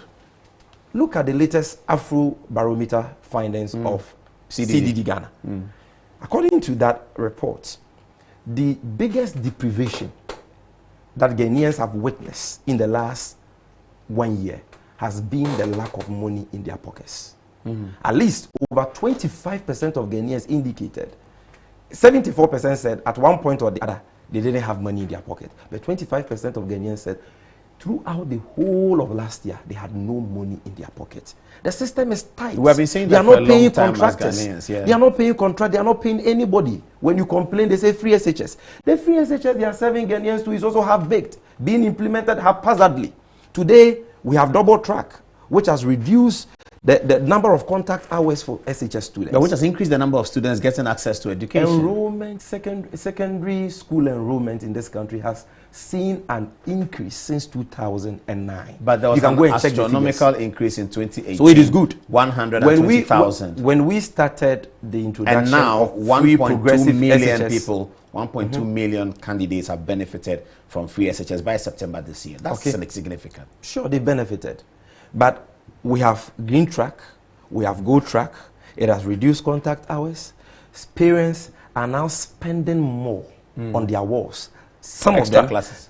On extra classes, because now the children are spending more time in the house. Apart from that, as a result of the haphazard placement of JHS graduates, parents have had to rent accommodation for 13-year-olds, 14-year-olds, 15-year-olds, 16-year-olds.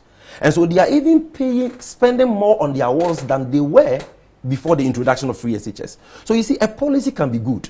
The free SHS policy is good. We conceived it. We conceived President Akufo-Addo talked about in 2008 campaign. When we were drafting the 1992 constitution, where was President Akufo-Addo? So who's we? 1992 is all of us. I'm talking about the NDC. Why is the 1992 constitution? Because it was our tradition, the PNDC, which it was, if for nothing at all, the signature in that constitution is whose signature? Slice Lieutenant Rawlings, founder of the NDC, right? Yes. When we're writing the 1992 constitution, didn't the MPP, at the time there was no MPP, but at least there are four bears, the UFP and President Akufo-Addo, all these Dankwa, Buzia, Dombo people, didn't they boycott? They said they could not write, they could not participate in the consultative assembly, and the writing of the constitution. So you want us to attribute the articles of the constitution to the and all that. You want us to attribute the articles of the constitution to the NDC. This fourth republic is our legacy. So you take the good and the bad of the constitution, because we are realizing a lot of bad things in the constitution. A constitution is a living, organism. It's a living instrument. It evolves. So that is not a problem. But let's move on to corruption, if you may. Unless you have something on corruption. to say. Lastly, on field promises. This government claims that they have fulfilled how many of their promises? 303 out of 388. Very laughable. To expose them and to help our viewers appreciate the deception they are being served with, let us look at the prominent promises they gave the people of this country in the run-up to the 2016 elections. They promised to construct a small-scale irrigation dam. One village, one dam, you mean? In every village of the north. Today, what have they served the people of the north? They've done some. Excavated ponds, which have all dried up as we speak. I saw a photograph the other day that they hadn't dried up. Let me tell you, that 1V1D initiative is perhaps, or let me say, is one of the biggest deceptions ever to be perpetrated on the people of this country. That you waste the taxpayers' money excavating, space, it rained, it collected water, and you told the people that you have given them dams. Today, the dry season is not even at its peak yet. Yet most of these Hawa Kumsi will challenge you on that. Minister Hawa Kumsi will challenge you, because she has a narrative that says that they have actually constructed some dams, not all. Haven't you seen a video of this same Hawa Kumsi saying that she was only allocated an amount of 250,000 Ghana cedis to construct a dam, and that with that amount she could not have constructed in quotes, meaningful dams. And so what she did, per logical, interpretation, was to construct meaningless dams. And that is why she didn't say that. No, that is, I'm saying per any logical, any reasonable interpretation. Because the woman says the amount of money which was allocated for this project cannot deliver meaningful dams. Fair enough. You want to move to one district, one factory? Have dried up. One district, one factory. Today, existing factories and non-existent factories are being branded as 1D, 1F. Gyamfi is one example. And I can speak another one. That one. At the time they made that promise, there were 216 districts in this country. Yes. So give me 5. No, I don't know. You don't know. I know Gyamfi. For a journalist of your standing, a journalist of your clout. I know Gyamfi. If you cannot tell me 5 factories that President Akufo-Addo has there's a Gyamfi and there's also... If it is only a Gyamfi you can talk about. Was here, he spoke even about President Mahama, who didn't promise promise 1D, 1F, can boast of the Elmina fish processing plant. He can boast of the Takrade fishing harbor. He can boast of rehabilitating the Kumasi shoe factory. He can talk about the Commander sugar factory. And several other factories. They are in their thousands. Has at least about 20. Oh, my brother. And the president if you look at the list they've published, they say that they have constructed a factory called Gulf Palmer Limited in Nkrumah. There is nothing like that in Nkrumah. It doesn't exist. Nkrumah in the Bono region. Yes. They also claim that they have constructed a factory called Pure Company Limited in Kintampo. It also doesn't exist. They are branding. Why did they make these claims? In the list of 58 or 52 factories that they published. Now, factories like Unij Garments. The NPP are sending me text to ask you that dollar is today 5.3 from 5.8. Because of the coronavirus. Is that the reason why the dollar has come down? Okay, it is 5.3. Is it better than 4.2? No, it's 5.8 has come down. That the reduction is significant. We haven't seen that in a long time. So let's use the 5.3. Is 5.3 better than 4.2? You promised better. No, what you are talking about is the move from 5.8 to 5.3. So you are still dabbling in mediocrity. That 5.3 was not what you promised Ghanaians. Because the 5.2, in 2016, the 4.2 is not what you inherited. What did you inherit? We inherited, 2.8. No, not 2. In which year? In the Mills era. I'm not sure. 13, it was 12. It was far lower than that. It was about 1.9. Okay. Okay. I want to be very objective. Okay. Because credibility is key. Was about 1.9. Now, from 1.9 to 4.2, do the arithmetics. That's just about 2 cedis 30 pesos in 8 years. And they inherited 4.2. Oh, hold on. So divide 2 cedis 30 pesos, or even say 2 cedis 50 pesos by 8 years. You get just about 1.6, 1 cedi 60 pesos. And they have done 4.2 to 5.3 today. So do the calculation. 4.2 to even, I'm not sure it is 5.3 because today I checked it was 5.5. That's what they said. They said it's you do that, it is about 1 point something divided by 3 years and check. Okay. If you're using 3 years as an index. Exactly. Yeah. And check per annum. You are not doing better. Let me ask you my favorite question for tonight about corruption. Sure, let's talk about corruption. Civil society and media are particularly worried that in Ghana, the two big parties, when they meet to argue, they talk about corruption, points to each other's corruption. You are corrupting Galamsey, I'm corrupting something else, but you are more corrupt than me. And that is disappointing. Not at Do all. you, as a very happy. Feel that sense that when you have to go on a program to talk about corruption, you will be able to swallow some of the corruption with your party, but you have something to say about the other party. Thank you very much for this question, because there is a misconception out there that the NDC and the MPP are all the same. President Mahama and President Akufo-Addo are all the same. But the reverse is the case. The NDC is not the same as the MPP when it comes to corruption. We don't support corruption, whether in government or in opposition. We investigate cases of corruption, and we punish those who engage in corruption, whether or not they belong to our political party. And that is why under President Mahama, in the Jida case, we allowed for credible investigations and prosecuted our own appointees for engaging in that scandal. Today, man who used to be a member of parliament, and I say this with a lot of, pain. Talking about Abuga Pele. Abuga Pele is languishing in jail. That is a standard. Of course. That is a standard President Akufo-Addo has never, and I dare say can never meet, because he has no political will. The man himself is corrupt. Let me show you the difference. Where are the examples of him to prosecute that he should? He appointed the special prosecutor. Boss, you don't fight corruption by setting up institutions. You fight corruption by punishing corruption to serve as a deterrent to others. I am building a case, and you get my drift very soon. So we punish those who engage in corruption. And in fact, under President Mahama, so high was the standard in the fight against corruption that barely dreaming of amassing wealth as an appointee was found to be reprehensible. You remember the Vicky Yama case?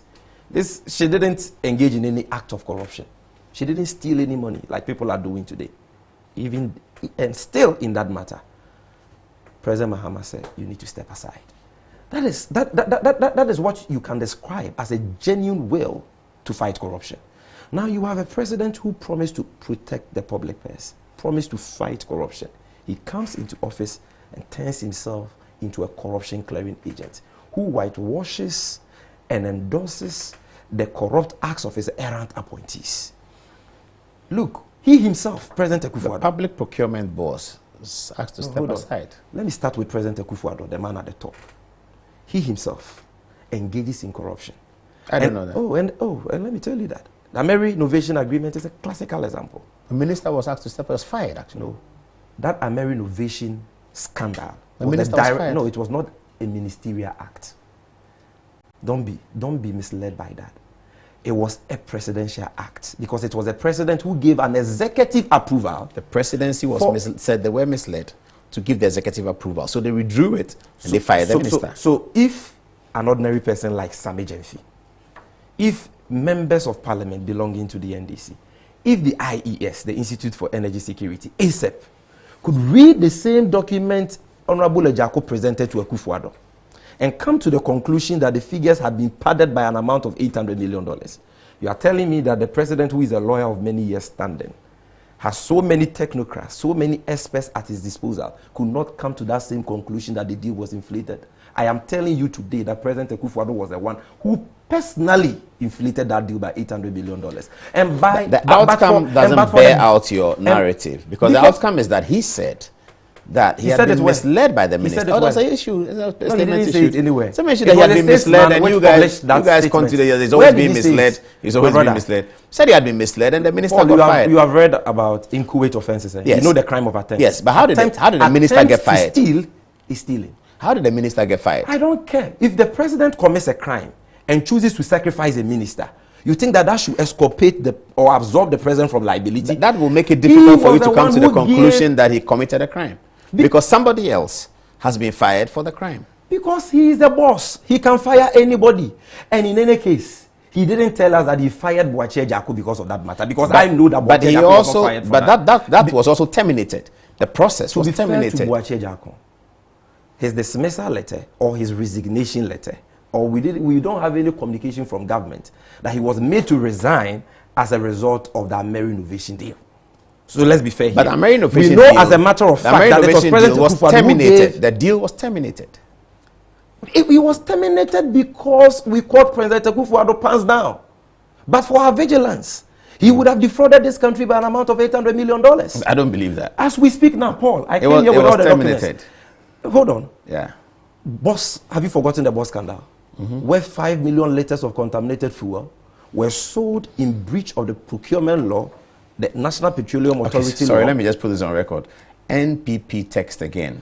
Please tell the Honorable Sammy Gyamfi, 1D1F projects, Peterfield and Ray, Black Star Foods, Cashew Processing, Asike's Ventures, Bomat's Farms, Fruit Processing, Lepa Palm Oil, Akrapim Gold, Avocado Oil, R&R Cosmetics, Akora Farms Poultry, and Asike's again Cassava. So that's for your information. I'll forward it to you. You forgot to add Everpure. Which is what? Casa Precon. Which are all being branded by President Akufo-Addo, deceitful President Akufo-Addo as Casa Precon is an old company. Exactly. But go and check the list. They are there. But has the government given Casa Precon is there. A boost? Factories which are older than me, Sammy Gyamfi, are being branded today as 1D1F factories. Unijay Garments, a woman who has been producing garments for the local, and international markets since, in the last 30 years. She's been doing that business in the last 30 years. Today, her business has been listed as one of the 1D1F initiatives by President Akufo-Addo. Okay. So back to corruption before you come. I need to ask you something on corruption. Back to corruption. I was talking about bust. 5 million liters of contaminated fuel sold in breach of the public procurement law, the MPA Acts. The proceeds have been misappropriated to date. Not a dime from that transaction again has been paid into the state coffers. Yeah, the Bust MD got fired. No, but President Kufu, 2 MDs of Bust. He didn't tell you that he fired Alfred Obin because of that scandal. Because when that scandal broke, he had a media encounter and he actually mounted a robust defense for Alfred Obin at that media encounter and said Alfred Obin was clean. That was the corruption clearing agent at his best. You understand? Put that aside. Have you forgotten about the Galamsey fraud scandal? That's what I was coming to. Which where one? A presidential staffer, Charles Bisu, was caught on tape extorting bribes, ostensibly to promote Galamsey. He didn't clear Charles Bisu. It was a CID who did. You've had under this government, 400 tricycles have been stolen by members of the Kandahar, vigilante group of the New Patriotic Party. 500 excavators we are being told about missing. But we are not zombies. We know that they are not missing. We know that they have been sold by officials of state who we trusted to deal with this canker of Galamsey. They have sold some of these excavators and pocketed their money, and they are using some of these excavators for their own personal illegal mining activities. 500 excavators. Today, you've seen videotapes of Ekowawusi, the MPP Central Regional Vice Chairman, in a conversation with Professor Frimpong Boate, the Minister for Environment, Science and Technology, plotting on how they can facilitate and promote the Galamsey activities of the General Secretary of the MPP, John Boadu, Chama Wuntumi, who for me is the king of Galamsey, the pioneer of Galamsey in Ghana. People like Kojo Oppong Nkrumah are now acting as middlemen, directing members of parliament of the New Patriotic Party as to where they can get excavators to buy. No, that's a statement that's on your own. I mean, we don't know that for sure. That is what the member of parliament for AAK is saying. AUC, you mean? No, the member of parliament. Yeah. I've seen a statement. If the statement is not, I've not seen any, rejoinder to that statement. But if that's the Galamsey and the Airbus, which is worse? Is there any? Because that's what you have fed. That's what you have fed us with the two political parties. They are talking about Airbus. You are talking about Galamsey. Is there anything criminal in the Airbus matter? Well, it has to do with activities of people who participated in the process. I have everything here. The process of acquiring aircraft, and the MPP saying that the person named should be President Mahama. The Americans. It's not about what the MPP is saying. It's about what the facts say. Yeah, but the American report almost sort of talks about him. The procurement processes have not been told yet. You see, and the all Airbus matter is empty. It's empty? It is a classical case of much ado about nothing. Because you read the 32-page approved judgment of the Crown Court of Saudak, you read the deferred prosecution agreement from the District Court of Columbia, and it is very clear that the whole matter is about legal infractions by employees and agents of Airbus and nothing more. Yes. No ex-government official of Ghana is cited for any criminal offense. Now, there's allegation that the government official in Ghana may have been influenced. No, there is no such allegation. It doesn't exist. There's allegation that... Don't fall for the lies of the New Patriotic. No, there's allegation that the intermediary got his job because of his relationship with the government official. Well, an allegation by who? By the document. Where? Can you? No, I don't have it here. But you can check on your phone. It is not there. There is no allegation of corruption. What did they say about the government official one? What at all did they say about him? I mean, it is not for me to talk about a matter which for me offers no benefits, to the people of. But that is why people are saying that because it is a red herring. It is a diversionary tactic of the New Patriotic Party. No, but MPP didn't go to court. Has been cited for bribery or any criminal offense. That transaction went through due process. It was approved by the Public Procurement Authority. It received concurrent approval from the Central Tender Review Board.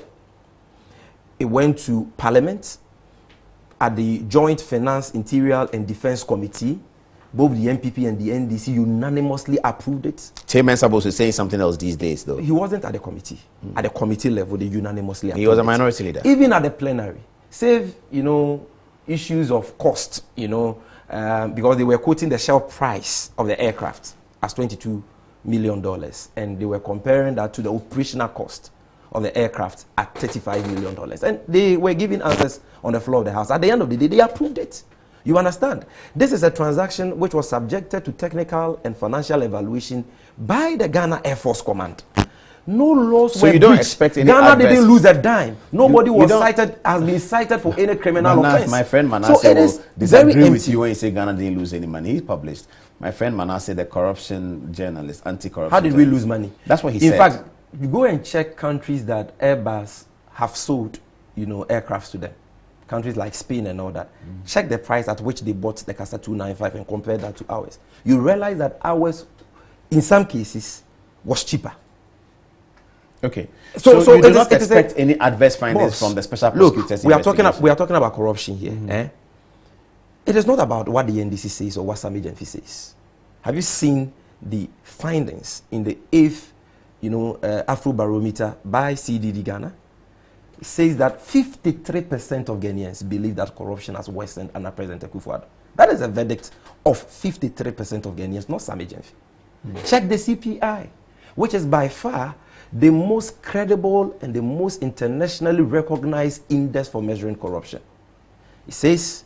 But the CPI says Akufo-Addo has done better with corruption. Who told you that? Because Akufo-Addo paid corruption at 40 and it's now on 41. It is a blatant lie. No, that's a fact. It is not true. Please, no, please. It's not true. Under the CPI, pull it up. Ghana's best ever score under the Corruption Perception Index of Transparency International was recorded in 2014. Yes, 48. A score of 48. Of President Mahama. Yes. In 2016, hold on, when you were leaving, it was 40. No, it was 43. No, it was 40. No.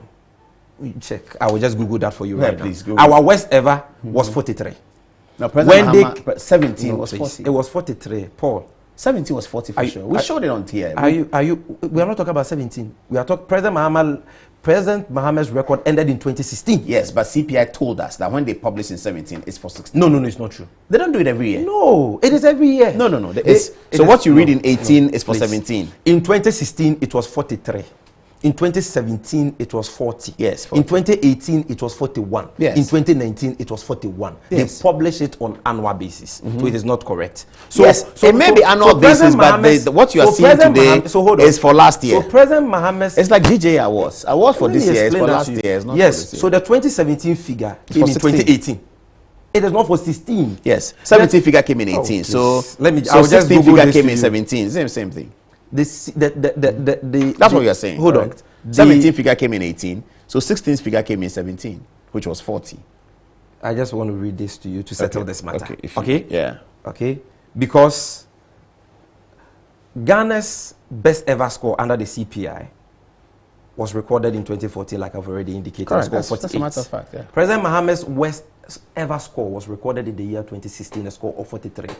And that score of 43 is better than President Akufo-Addo's best score of 41 so far under the CPI. So that in 2017, the 40 that was published was for 2017 itself? Yes. I don't think so. Oh, I will read that to you very soon. Okay? Yeah, it will just say 2017, but it's like a GJ Awards. No, it's not true. 2017 best journalist is 2016. It is done. It's a work done in 2016. It is done year by year, like the GJ Awards, but the award is for what you did last year. No, because in 2016, Ghana scored 43. That was our score for the year 2016. Yes, that's for 2015. So the score of 41 was for the year 2017 and not 70 was 40 actually. In fact, 2017 was 40. Yes. So where is the argument? So 40 was for 16. About? So Akufo-Addo inherited 40. No, the 40 was for 2017. You just said it. 2016 was 43. Published in 2017, but it's for 2016's work. Anyway, let's not belabor the point. What's your last word on this matter? When you get it, send it to me. I'll publish it on Thursday. No problem, because we need to read it. We are educating. We're now. It's very important. We are now at almost 11 o'clock in the night. So. Oh really? Then we need to close. So please let's close. But it is a fact. Are going to work. It is a fact that President Mohamed's worst ever score of 43 under the CPI recorded in 2016. Which this program is disputing anyway, but let's go on. Okay. Not that 48 and 43, but which year represents what? Okay. But anyway, no problem. Can you give us your final word? I mean, later on, I'll send that to you. We can deal with that, yes. And I promise to show it to my viewers. You promised to show that to your viewers, okay? Yeah. So, but that is a fact. So whether you look at the Afro-Barometer, whether you look at the Corruption Perception Index of Transparency International, President Akufo-Addo has proven to be the most corrupt president in the history of Ghana. From the PDS fraudulent scandal in which Ghana lost $190 million to the Galamsey force scandal, to the Australian visa force scandal, to the PPA Donkomi scandal, to the NYA scandal, to the Bosgate scandal, he has proven, President Akufo-Addo has proven, to be the biggest enabler and promoter of corruption. He's peerless when it comes to that. I think your point and is well made. They will respond, and I'm his sure. government has turned out to be the most nepotistic government in the history of Ghana. You made they that have point. failed. Their 3-year reign has been a reign of economic hardship, deception, corruption, nepotism, and so on. And they should not be celebrating that. They can choose to tickle themselves and laugh, but the Ghanaians are discerning.